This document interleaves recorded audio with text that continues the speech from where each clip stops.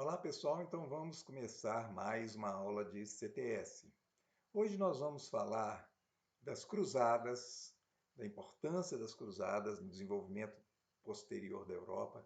Vamos falar do Gengis Khan, da vida do Gengis Khan, e vamos falar de como que a Europa aos poucos foi saindo do feudalismo, né, saindo da Idade Média e chegando num outro patamar, causando uma revolução mundial aí. Bom, então vamos começar lá por volta do ano 1000. Vale lembrar, né, que nós paramos aqui, ó. Na aula passada, a gente falou do desenvolvimento do mundo islâmico. E esse mundo, a partir de Maomé, né, rapidamente cresceu muito, né, e ocupou inclusive lá a Espanha, que hoje é a Espanha, né? Então, a Europa estava vivendo uma época de feudalismo, os muçulmanos cresceram muito, e como eu falei para vocês na aula passada, né, eles tinham um desenvolvimento intelectual, universidades para todo lado, eles encontraram com os indianos e fizeram o nosso sistema de numeração. Né? Eles sabiam fazer as continhas, né, de mais, de menos, de multiplicar, de dividir tudo no papel, coisa que o europeu não conseguia, lógico, né? Então, quer dizer, eles estavam extremamente desenvolvidos por volta do ano 1000 e expandindo os seus domínios, né? Não era um império sozinho e compacto, até porque havia, né, sultões, né, que eram líderes regionais, e eles disputavam entre eles, e havia uma disputa dentro do mundo muçulmano entre sunitas e xiitas, por exemplo. Então, não era sem conflitos isso. Mas, de todo jeito, eles formavam uma unidade religiosa, né? E todos eles valorizando muito o conhecimento acadêmico, né? Mais tarde, um pouco, alguns séculos, 2, 3 séculos mais tarde, a gente vai ver que há um retrocesso aí, né? A parte mais religiosa, mais radical, vai começar a abafar o desenvolvimento científico do mundo muçulmano. Então, os muçulmanos não dominaram o mundo, vamos dizer assim, pelos próprios conflitos internos, né, que eles tiveram que enfrentar. Tá bem? Bom, se a gente olhar o mapa aí, a gente vai reparar que a gente tem ali o Império Bizantino, né, sendo consumido pelos muçulmanos. A maior parte das coisas que eles tomaram pertencia ao Império Bizantino. Vamos lembrar que, né, o Império Romano do Oriente, que eu estou chamando de Império Bizantino, né, que está aqui no mapa como o Império Bizantino, né, eles ocuparam o norte da África, né, eles tomaram o norte da África dos vândalos, assim que o Império Romano do Ocidente foi destruído. E agora os muçulmanos chegaram e ocuparam, né, aquela região toda. Tá bem? Então, vai acontecer aí um conflito, né, entre os bizantinos, evidentemente, e os muçulmanos. Embora os cristãos, até aquele momento, né, do ponto de vista dos muçulmanos, cristãos e judeus eram bem aceitos, porque eram também os povos do livro, os povos do mesmo livro sagrado, os povos que respeitavam o Antigo Testamento. Então eles tinham isso em comum. Tá? E os muçulmanos achavam que isso era importante e suficiente para respeitarem judeus e cristãos, embora não fossem, vamos dizer assim, cidadãos de primeira categoria, não fossem mandar nas cidades muçulmanas, tá bem? Bom, então, vale lembrar o seguinte, que antes, né, um pouco antes disso, da expansão que nós estamos falando, desse momento, a igreja, lá no início dela, ela tinha determinados 5 patriarcas, tá? Então tinha um patriarca, quer dizer que eram 5 grandes chefes, tá? Eram chefes regionais. A gente tinha ali em Alexandria, em Antioquia, em Jerusalém, em Constantinopla, em Roma, tá bem? Mas à medida que os muçulmanos foram ocupando aquelas regiões, vamos dizer assim, diminuíram, né, a importância dos patriarcas de Antioquia, de Jerusalém, de Alexandria, né? Porque agora eram terras muçulmanas. Então, destacavam-se ainda o patriarca de Constantinopla e o patriarca de Roma. Acontece que eles tinham entrado em desentendimento, ó, as décadas anteriores, lá pela volta do ano 1000, e aí houve uma separação dentro da igreja. De um lado ficou a igreja ortodoxa, que existe até hoje, cuja sede atualmente é em Atenas, e do outro lado ficou a igreja católica apostólica romana. Então tinha o Papa e o patriarca de Constantinopla como 2 líderes principais do cristianismo. Tá? E o líder de Constantinopla estava apavorado com a entrada, né, dos muçulmanos, tá? E aí ele vai pedir ajuda ao Papa de Roma. E o Papa de Roma, nós vamos ver aqui no texto que eu vou ler em seguida, ele estava aí com problemas dentro da sua própria jurisdição, né? Os bárbaros acabaram virando, depois que eles destruíram o Império Romano, eles não eram cristãos, eles acabaram virando cristãos, tá? Por movimentos que houve dentro da Europa, né? Alguns mais fortes do que os outros impuseram o cristianismo como religião que todos tinham que seguir, por exemplo, né? E a própria eleição do Papa dependia, né, de forças, né, de senhores feudais mais fortes, eles que iam impor quem ia ser o Papa. Tá? E nessa época, na mesma época, em 1050 para diante, a gente vai ver um movimento do próprio Papa no sentido de obter mais poder. Ele queria que a igreja ficasse mais ainda nas mãos dele e menos na mão das comunidades que sustentavam a igreja, né? Daí nós vamos entender esse texto que eu retirei aqui do meu próprio livro, do nosso próprio livro, no capítulo 6, tá? Então vamos lá, eu vou ler aqui para vocês, vale a pena a gente comentar isso. Então, em 1074, um decreto papal estabeleceu a obrigação do celibato para o clero. Então, até então, os padres podiam casar, agora não podiam mais. Essa era uma das inúmeras regras que compunham o que passou para a história como a Revolução Papal, um movimento interno na igreja que combateu a influência dos senhores feudais em seus assuntos e procurou fortalecer enormemente o poder central da instituição. Além de instituir o celibato, o decreto estabelecia que os bispos e outras autoridades seriam eleitos exclusivamente pelo Papa. Então vejam, né, o movimento dele no sentido de se tornar mais forte. Agora, os chefes locais não podem ser escolhidos pelas comunidades locais. Os bispos, os cardeais e tal, vão ser apontados diretamente pelo Papa. Então, assim, ele se tornava cada vez mais forte, né? E como, né, isso aí vai encontrar resistência, era importante que ele tivesse o respaldo das costas largas a partir de um senhor feudal poderoso que ia colocá-lo lá como Papa. E para esse senhor feudal, quanto mais o Papa fosse poderoso, mais poder ele também tinha como senhor feudal. Então, uma coisa alimentava a outra, tá?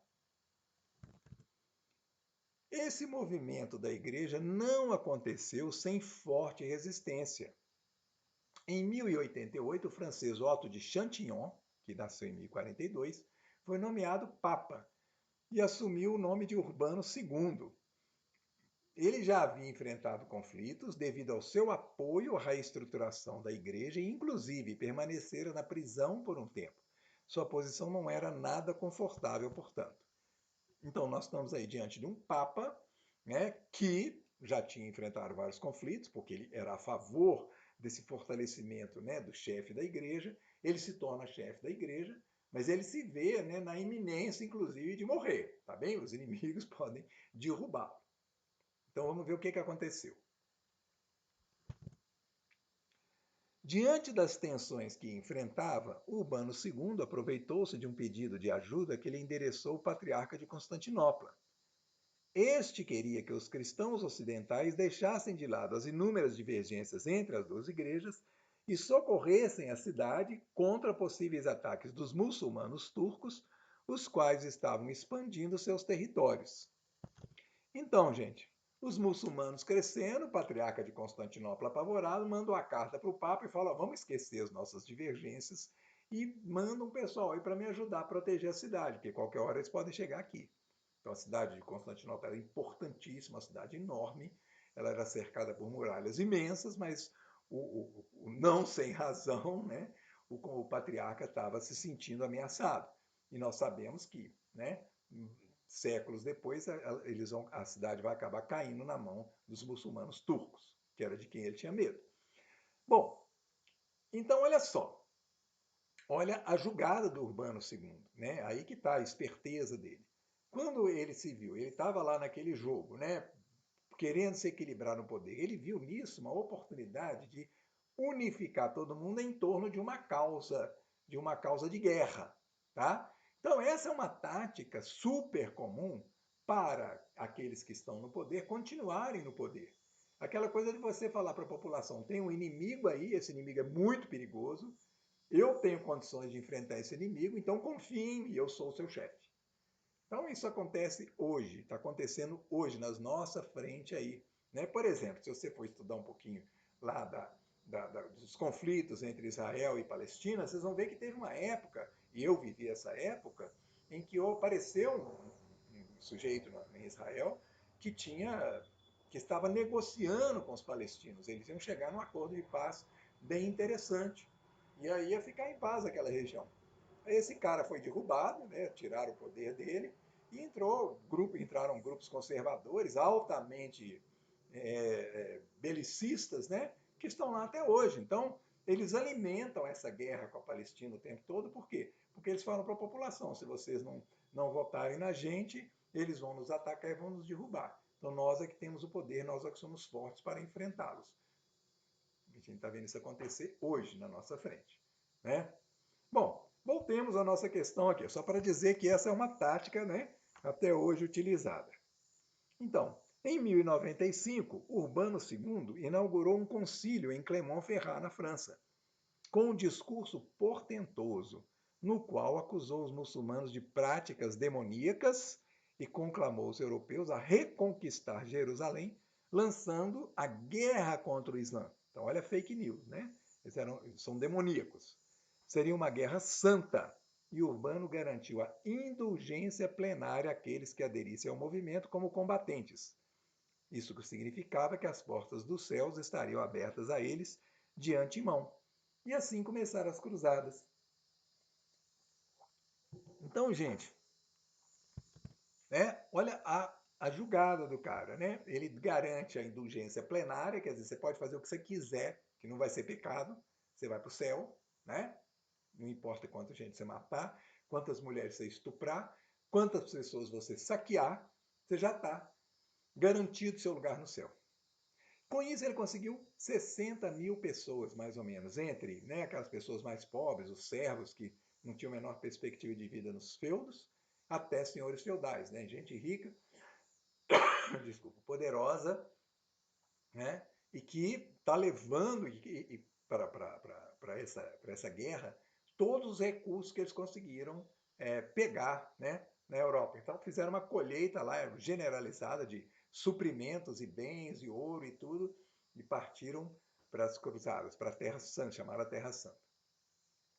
Quando o patriarca de Constantinopla viu chegar aquele povo, 60 mil pessoas, ele estava esperando assim, se mandarem muito, vão mandar 4 mil, ele veio chegar a 60 mil pessoas, ele apavora e fala, você está louco, esses caras vão saquear a cidade. Então, ele não abre as portas de Constantinopla, ele manda suprimentos, negocia com os caras, manda suprimentos e manda eles seguirem adiante. Então, essa primeira cruzada, ela vai durar 4 anos. Tá? Ela vai conquistando cidades no caminho até Jerusalém. Deixa eu colocar aqui um mapinha para a gente ver. É mais ou menos isso aqui, ó. Então, aqui nós estamos vendo a ilha de Chipre, né? Pertenceu ao Império Bizantino. Está perto hoje da Turquia, né? Ela é livre, né? Mas ela é bem próxima da Turquia.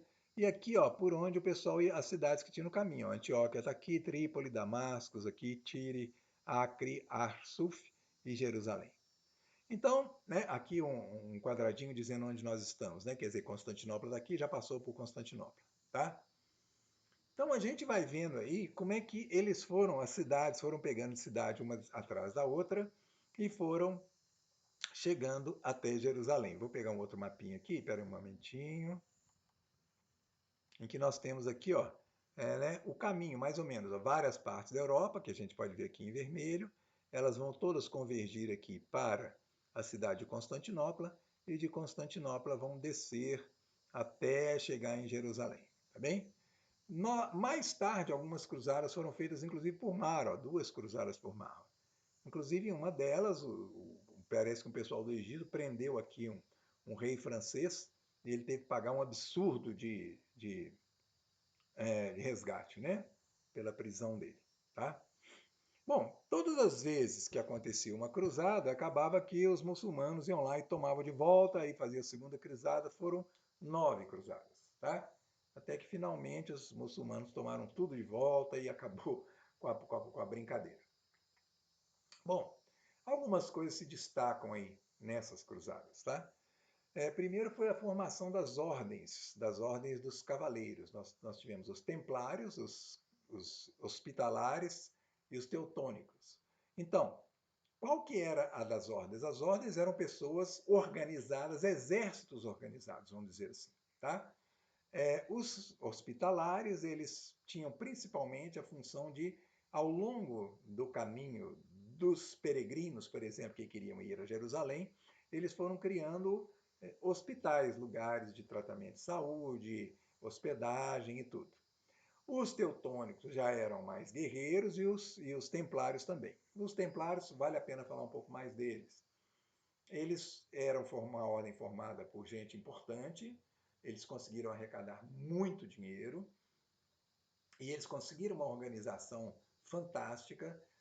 Um templário, ele era totalmente dedicado à ordem, ele não se casava, ele não tinha bens, tudo pertencia à ordem. Era como se fosse uma ordem mesmo de padres, né?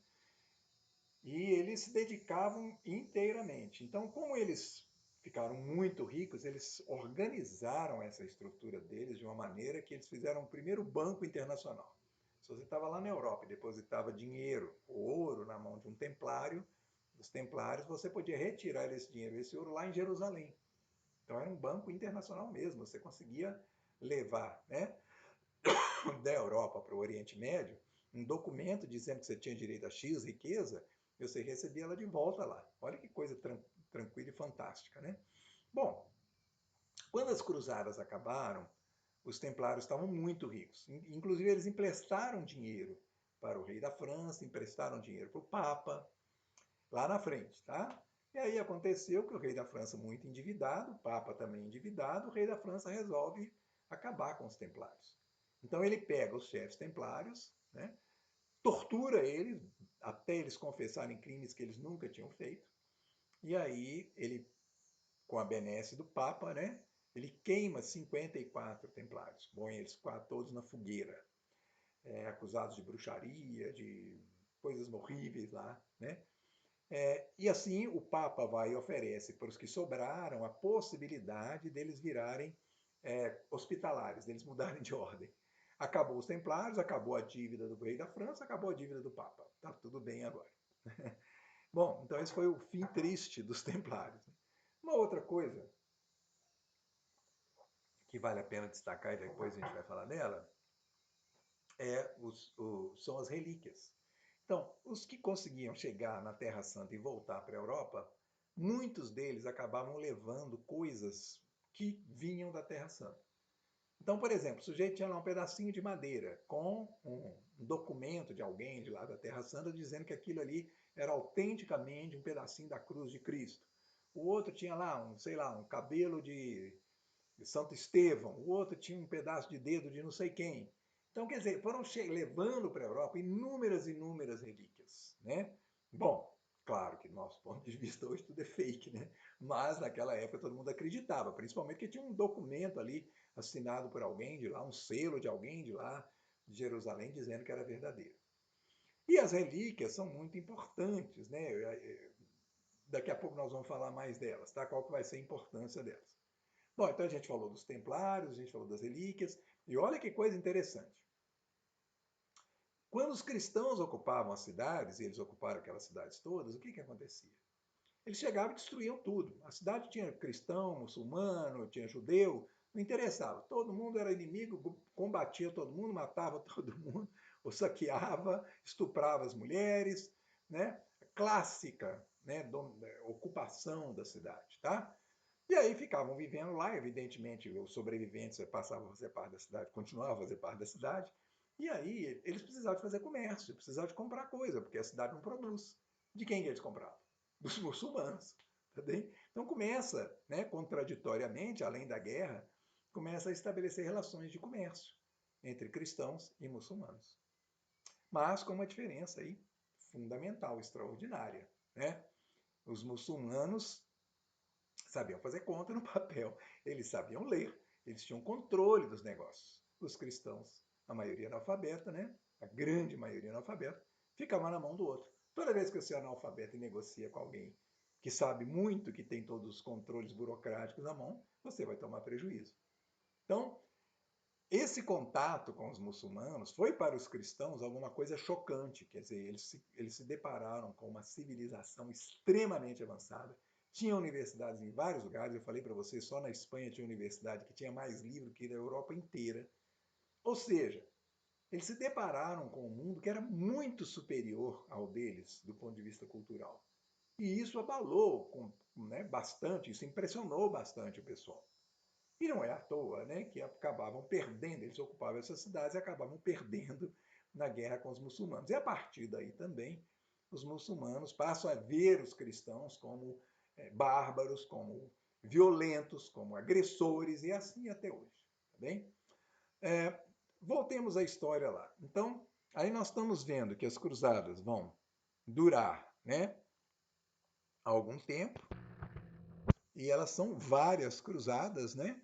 Olha lá, olha, ela começa a primeira cruzada em 1095 e a última cruzada vai ser 1291, né? Então, desculpa, 1271 a 1272, a nona cruzada. E a expulsão completa dos cristãos que é em 1291. Então, em 1291, os muçulmanos retomaram o controle de tudo que eles tinham perdido, tá? E ficou aquele ranço, né, entre cristãos e muçulmanos a partir daí. Bom, vamos deixar aqui a história deles um pouquinho. Nós vamos aqui pegar uma linha do tempo, que daqui a pouco a gente vai entrar nela. Olha só, quanta gente que vai aparecer ao mesmo tempo aqui na nossa linha do tempo. Tudo isso na Europa a partir da transformação da Europa. Mas antes da transformação da Europa, nós vamos ver um cara aqui, ó, que não tem nada a ver com a Europa, mas que vai influenciar a Europa e o mundo de uma maneira radical, que nasce exatamente nesse tempo das cruzadas, ó, que é o Gengis Khan. Tá? Então, o Gengis Khan ele vai simplesmente ter esse império aí, ó, é um império que vai da Mongólia, os mongóis vão dominar da Mongólia até Bagdá, tá vendo? Até aqui o Mar Negro, que é a parte de cima, né? Não é o Gengis Khan que vai dominar a China, tá bem? A China vai ser dominada pelo Kublai Khan. Kublai Khan era neto de Gengis Khan. E Kublai Khan vai receber a visita de Marco Polo, que vai sair lá da Itália, vai atravessar a Rota da Seda e chegar até Pequim, a capital da China. Tá? Nós chegaremos lá. Vamos primeiro falar do Gengis Khan e por que ele é um personagem tão importante. Bom, a história de Gengis Khan é fantástica. Ela é uma mistura de lendas e pesquisas, tá? Essa história ficou escondida da humanidade muito tempo. Os soviéticos, só depois que acabou a União Soviética, que eles deixaram pesquisar, e eles tinham muito material. Eu li um livro de um cara que participou dessas primeiras pesquisas sobre a vida de Gengis Khan. Bem, bom, os mongóis. Os mongóis eles viviam lá nas estepes mongólicas, né, que tem muito capim, tá? É ótimo para rebanhos não só de boi, mas principalmente de cabritos, de animais bem adaptados a um lugar muito frio, e também de cavalos. Tá? E eles tinham desenvolvido uma técnica muito fantástica do cavalo, onde o cavaleiro ficava muito bem acomodado na sela, de maneira que ele podia manejar um arco e uma flecha e ter boa pontaria, mesmo cavalgando. Isso vai dar a eles uma vantagem na guerra muito grande. Bom, eles brigavam muito entre eles, eram tribos nômades, viviam mudando de lugar, levando seus rebanhos para os rebanhos poderem se alimentar. Acabava ali o pasto, ia para outro e assim ia. Né? Brigavam muito entre eles, as tribos não tinham nenhuma união. O Temudin, um rapazinho chamado Temudin, ainda estava na barriga da mãe dele, ainda não tinha nascido, quando a mãe e o pai, numa viagem, estavam fazendo os dois, eles se deparam com uma tribo inimiga que vem na direção deles. A mãe grávida manda o pai sumir, ele desaparece, e a tribo vem, o chefe da tribo vem e pega ela e leva ela como esposa. Então, quando Temudin nasce, ele tem um pai adotivo. Ele cresce ali no meio, para ele aquele é o pai dele e tal. Com 10 anos de idade, ele está saindo com esse pai adotivo, fazer uma viagem, e agora eles se deparam com uma tribo que vem em direção contrária, que disse que era a tribo biológica, do pai biológico do Temujin, ou seja, inimiga do pai de criação. Mas aí o pai de criação resolve fazer um ato de paz. Ele pega uma tigela de leite de égua, que era a tradição, manda para o outro que estava cruzando com ele, e o outro manda para ele uma tigela de leite de égua. Então essa é a maneira de celebrar a paz entre as duas tribos. Ambos tomam o leite de égua, um na frente do outro, só que o leite de égua que o pai do Temujin tomou, do pai de criação, estava envenenado e ele cai morto. Aí o Temujin corre, vai para sua casa e a primeira ação dele é matar o irmão mais velho. Ele com 10, 11 anos de idade, ele mata o irmão mais velho, porque o irmão mais velho ia se tornar o chefe da família e o Temujin não gostava dele. Isso faz a mãe e os filhos serem amaldiçoados pela tribo, eles vão embora, deixa eles lá no frio, no inverno, sozinhos, e eles têm que passar alguns invernos ali naquela luta por alimentação, na luta pela sobrevivência. Acontece que o Temujin vai ter uma vida muito complicada, ele vai ser preso várias vezes, ele vai ser torturado, adolescente, ele sofre pra caramba. Mas ele saca uma coisa sensacional, ele saca que a formação de grupos, né, de grupos militares para a guerra, né, entre os mongóis, sempre passava pela coisa da família. Os grupos se uniam conforme eles eram familiares uns dos outros. Mas eles sempre acabavam traindo uns aos outros, acabava virando briga. E o Temujin, sacando isso, ele começa a formar o próprio grupo dele, mas baseado na lealdade. Eu não quero, não interessa se a gente é parente ou não, a gente vai ser leal um ao outro em tudo. E isso começa a dar certo. E aí ele começa a crescer. Ele começa a criar um grupo de camaradas, de gente que começa a segui-lo. E aí ele oferece os serviços dele para um general mais fortão lá, um sujeito, um guerreiro mais forte. E ele fica trabalhando com esse cara há muito tempo, até que esse cara vai morrer e ele vai ocupar o lugar desse cara, porque ele já tinha um grupo muito grande. E ele conseguia convencer os companheiros dele a se unirem a ele. Então ele vai combatendo outros grupos, e cada vez que ele vence um grupo, em vez de ir lá e matar os caras, saquear as famílias deles, tomar as mulheres deles, não. Ele fala, olha, passa para o meu lado que vocês vão fazer parte do meu exército. E assim foi acontecendo. Ele consegue unir todas as tribos mongólicas. E aí, quando ele une todas as tribos, ele passa de Temujin para Gengis Khan, o grande líder, né? Então ele sai conquistando, ele vai conquistar cidades, né, muçulmanas, inclusive. E ele tenta, toda vez que ele vai saquear uma cidade, ele fala, olha, se vocês não guerrearem, eu só entro, tiro o que eu quero, boto gente minha aí para governar e pronto. Agora, se vocês guerrearem, já vai matar.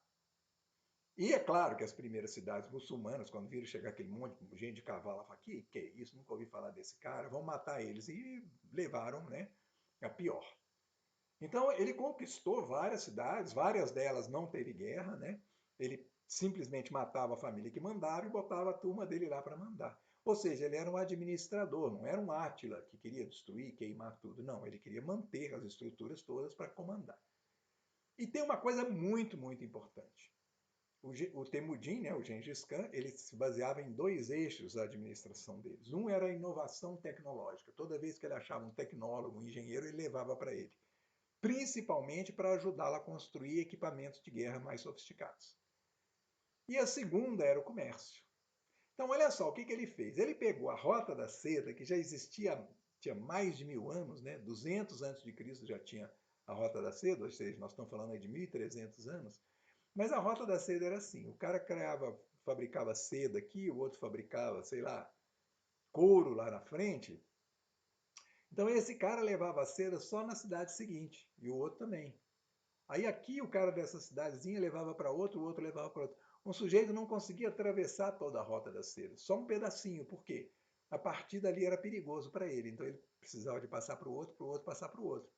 Porque cada um sabia onde ele podia passar, onde tinha ladrão, onde era perigoso, onde não era. O que o Gengis Khan fez? Botou o exército dele para proteger a Rota da Seda e aumentou a Rota da Seda. Então agora o comércio ficou livre. Por isso que o Marco Polo vai conseguir sair da Itália e chegar lá em Pequim. Ele consegue atravessar toda a Rota da Seda em segurança. Então, quem garantiu essa segurança foi o Gengis Khan. Bom, ele atacou a China uma vez, na segunda vez que ele tenta atacar a China, ele morreu, e ali ele foi enterrado, ninguém sabe onde, né? Não se sabe onde está enterrado o Gengis Khan. Mas ele teve uma influência enorme naquela região toda, né? Ele criou um império muito bem organizado, e é claro, depois que ele morreu, ele não tinha ainda um substituto, né? Então o império foi dividido. O Kublai Khan mesmo, que era neto dele, ficou, né? Dominou e ficou lá na China, tá bem? Então esse é o nosso Gengis Khan. Olha o tamanho, né, do império dele. Acho que nunca teve outro império desse tamanho, né, na Terra, né, um império é, continental de tanta grandeza, né? Ele dominou quase tudo. Uma coisa curiosa é que eles faziam tudo em cima do cavalo, tá? Então, além de ser guerreiros muito ligados ao frio, eles eram muito fortes, muito resistentes ao frio, eles guerreavam só com o cavalo. Então, quando eles iam para a guerra, só ia cavalo com eles. Eles comiam cavalo, comiam carne de cavalo. Então, por exemplo, eles levavam os cavalos que eles iam matar. Pegava a carne do cavalo morto, punha debaixo da sela. Então, durante o dia, enquanto andava, o suor do cavalo que estava andando salgava a carne que estava debaixo da sela. E à noite assava aquela carne e comia. Leite de égua, bebiam leite de égua. E, por exemplo, a Rússia, né, que derrotou o Napoleão, derrotou o Hitler, o inverno russo, eles atacaram a Rússia no frio, a região da Rússia no frio. Quer dizer, eles eram guerreiros do frio. Então, quando a gente olha para aquele mapa ali, a gente vai ver que, por exemplo, né, considerando a China, a Índia ali, ó, no sul, né, eles não vão até a Índia. E isso é muito interessante. Quer dizer, um dos motivos pode ser até o Himalaia que está ali, né?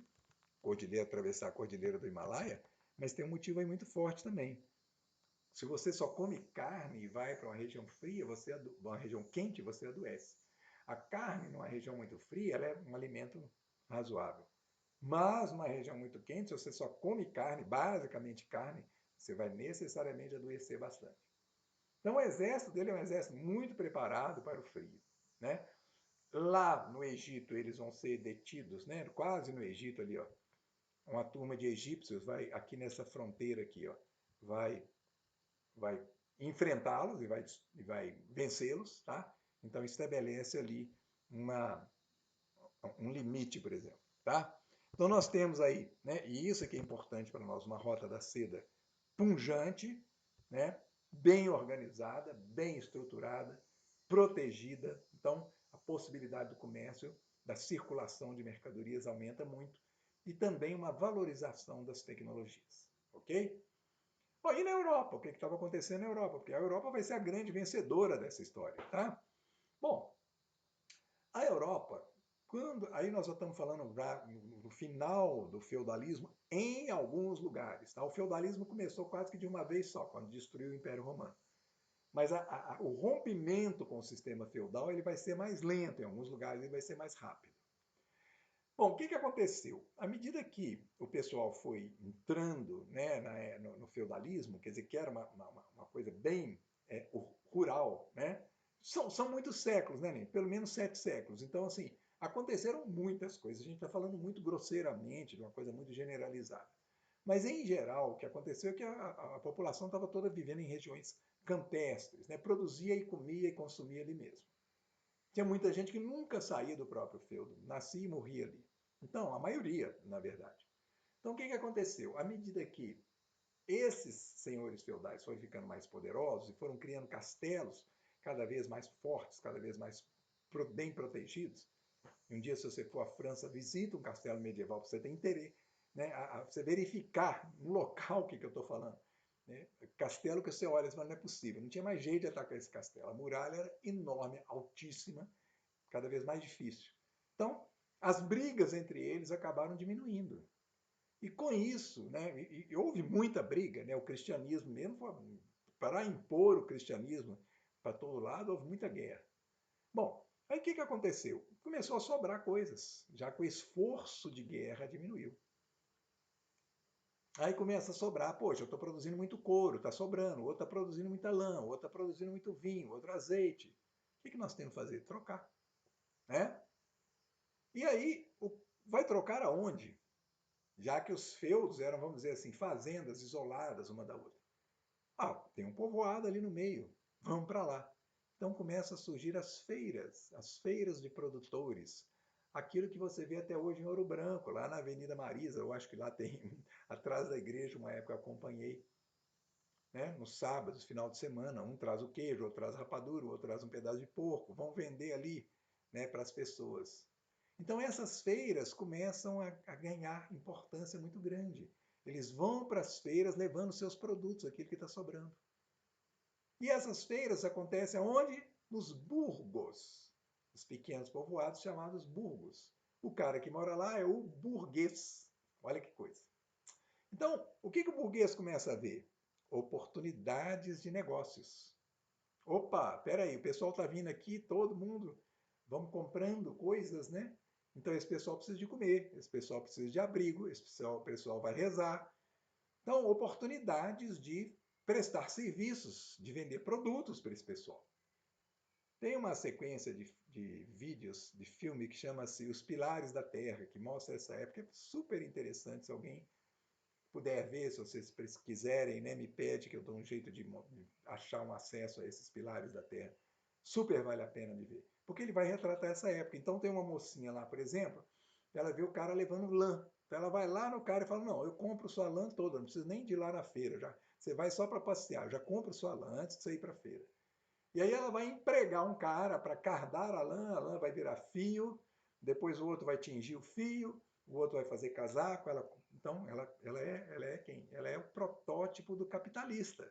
Por isso que o capitalista é confundido, né? O nome do capitalista hoje é confundido com o nome do burguês, porque o capitalismo começa nos burgos, tá? Então, esses empreendedores que começam a ver as oportunidades aparecer e começam a aproveitar das oportunidades, eles começam a criar o que vai se tornar o capitalismo. E aí o pessoal do burgo está vendo que quanto mais melhorar o burgo, mais gente vai aparecer. Opa, vamos botar aqui uma igreja bem grandona, bem chique, bem bonita, para atrair as pessoas. Mas além de ser bonita, de ser grandona, vamos trazer o quê? Uma relíquia. Quem tem a relíquia? O cara que trouxe, né, da Terra Santa. Ah, então a nossa igreja tem um pedaço da mecha de cabelo de Santo Estevão. Todo mundo vai querer ir lá ver essa mecha de cabelo de Santo Estevão, tá? Então, a catedral ganha uma importância enorme e as relíquias são vendidas a preços altíssimos, porque elas têm um enorme valor nesse momento.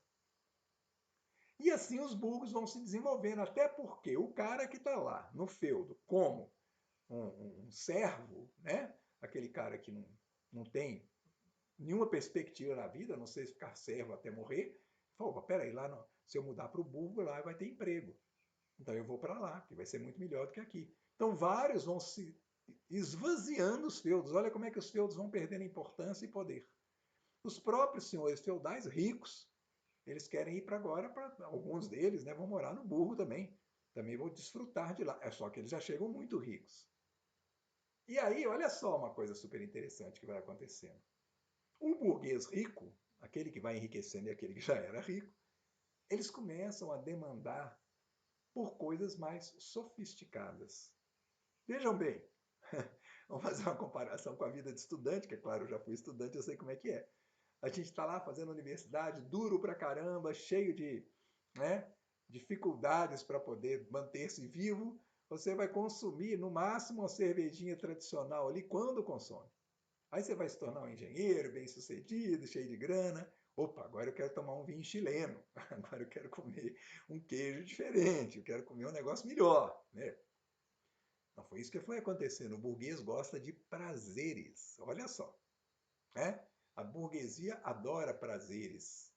E aí, onde é que estavam os prazeres? Onde é que estavam as coisas gostosas? Na Rota da Seda. Lá estava a seda, por exemplo. A seda é um tecido leve, um tecido que o europeu, né, não conhecia, super, porque os tecidos europeus eram grosseiros. A seda é um tecido super leve, super gostoso no corpo. Por exemplo, né, mas tinha muita mercadoria na Rota da Seda.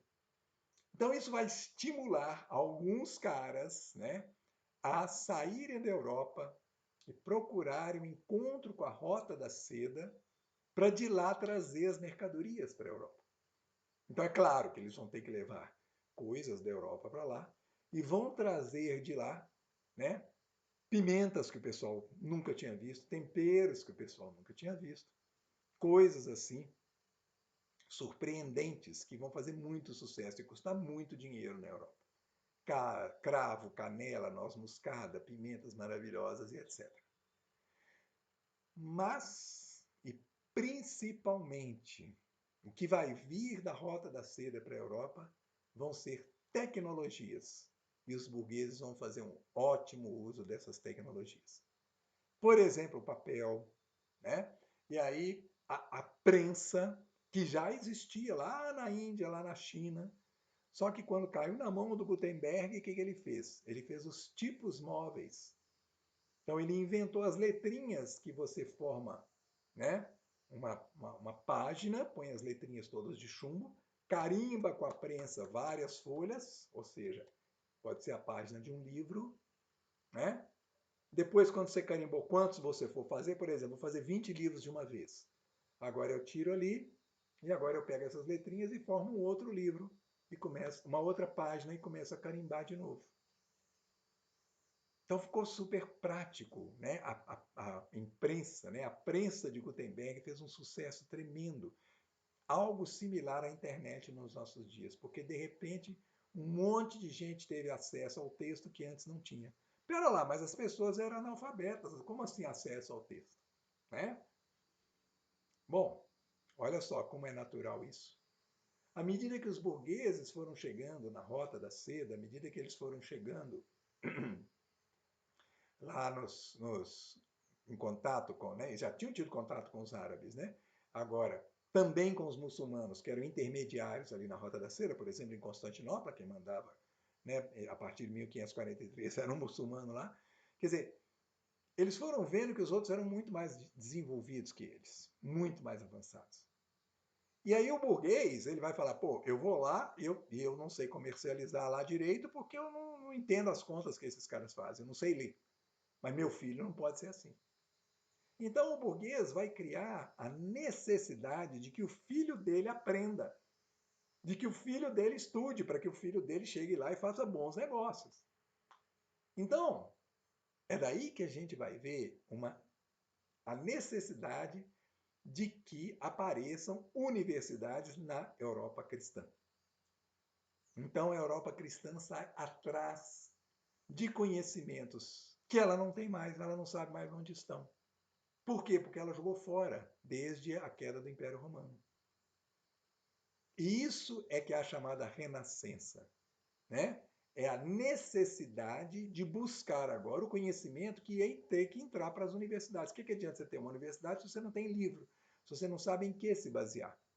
E aí o europeu se dá conta de que ele tinha perdido um conhecimento criado pelos gregos, sofisticado pelos romanos e que foi parar na mão dos muçulmanos. O que eles vão fazer? Eles vão traduzir do árabe para o latim, trazer de volta para a Europa aquilo que eles perderam. Então, olha de novo, né? Ao mesmo tempo que o conflito com os árabes, a necessidade de agora os árabes abastecer. Olha que os árabes foram expulsos, por exemplo, da Espanha. Os espanhóis conseguiram expulsar de lá de dentro todos os chamados mouros, né, que eram muçulmanos, foram expulsos de lá do território da Espanha. Mas, ao mesmo tempo, eles precisavam dos árabes para traduzir os livros de Aristóteles, por exemplo, de Platão, né, para trazê-los de volta para a Europa e abastecer as universidades. Então, olha só, por que a imprensa do Gutenberg fez tanto sucesso? Porque ela chega num momento em que precisa de muito livro. E os livros antes eram copiados à mão, demorava demais para você ter um livro, porque ficava copiando página por página à mão. Agora, com a máquina do Gutenberg, e ele trabalhou não só a máquina, como também a tinta, agora você prensava ali e rapidamente produzia livros. Então, nós estamos vendo uma Europa que está se urbanizando, uma Europa que está enriquecendo, e a Itália vai sair na frente, porque os italianos são os primeiros que vão buscar o comércio na Rota da Seda, e a Europa está eufórica com esse crescimento. Agora, né, um último detalhe, porque na próxima aula a gente vai voltar a falar disso. Curiosamente, uma das primeiras coisas que a Rota da Seda leva para a Europa é a peste bubônica. Então foi uma peste que matou, alguns falam em 1/3 da população da Europa. Então foi uma peste que durou 3, 4 anos, que arrasou, ela chega na Itália, um navio, dizem que chega um navio com cadáveres lá.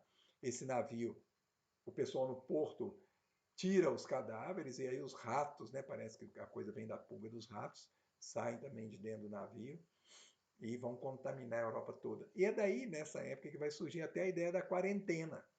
Lá em Londres, por exemplo, o pessoal decretou que quem chegasse lá para visitar Londres tinha que ficar 40 dias do lado de fora das muralhas da cidade esperando para ver se estava com a doença ou não. Depois podia entrar. Só que a doença já tinha entrado para dentro da cidade e matou igualmente, matou na Europa toda. Então, em 1300 e alguma coisa aparece essa peste super destruidora na Europa, que no final das contas foi ótima. Por quê? Porque, né, passado o período, né, tenebroso das mortes, o que aconteceu? Ficou pouca gente, né, poucas bocas, vamos dizer assim, os meios de produção intactos, porque não foram destruídos. Então o trabalho passou a ser muito mais valorizado, as pessoas podiam ganhar mais com seus trabalhos, né? E as mercadorias podiam ser produzidas em maior quantidade, porque tinha menos boca para comer. Então havia mais possibilidade de trocar coisas, tá bem? Então, a característica inicial desse capitalismo agora que vai acontecer é essa característica, são burgueses muito ricos e trabalhando muito com o comércio, tá bem? Então, olha só, a renascença acontece por causa desse movimento dos burgueses, da necessidade de livros, da necessidade de conhecimento, da necessidade de você se colocar em condições de igualdade com aquele com quem você está fazendo comércio, tá bem? E há algumas hipóteses aí que eu acho que são completamente malucas, né? Mas alguns historiadores defendem essas hipóteses. Por exemplo, de que quando os turcos otomanos conquistaram finalmente Constantinopla, em 1453, havia em Constantinopla vários sábios que detinham esse conhecimento greco-romano. Então, esses sábios foram para a Europa e fizeram acontecer o Renascimento. Não dá certo essa explicação, gente. Por quê? Não tem jeito. Se não tem uma necessidade, não adianta você chegar lá, gente, vamos fazer renascimento, porque olha o tanto de sabedoria que eu tenho. Se você chegasse na Idade Média e falasse essa coisa dessa, o pessoal ia olhar para sua cara e falar, ah, tá aí. O que eu vou fazer com isso? Então, quer dizer, o renascimento aconteceu por causa de uma necessidade específica do burguês. Tá? E nós vamos ver na próxima aula que, junto com o renascimento, vários outros fatos foram acontecendo na Europa a partir, né, dessa transformação do feudalismo para o capitalismo. Vai ser uma transformação lenta, mas uma transformação para um sistema extremamente vigoroso. O capitalismo no início, né, ele é revolucionário, ele é muito vigoroso, ele está trazendo muito mais gente, né, que antes só era servo, agora para desfrutar de uma certa riqueza. Ele não é ainda o capitalismo que a gente tem hoje, que é absolutamente concentrador de renda. Né? O capitalismo que a gente tem hoje é um capitalismo que só faz excluir as pessoas. E quando ele começa naquela época, ele é o contrário, ele é um capitalismo inclusivo, quer dizer, ele vai tirar o sujeito da condição de servo, por exemplo, e colocar na condição de assalariado, que naquela época foi muito melhor para muita gente. Mas isso a gente vai melhor desenvolver na próxima aula, e aí a gente vai explicar como é que o capitalismo vai gerar, inclusive, a ciência moderna.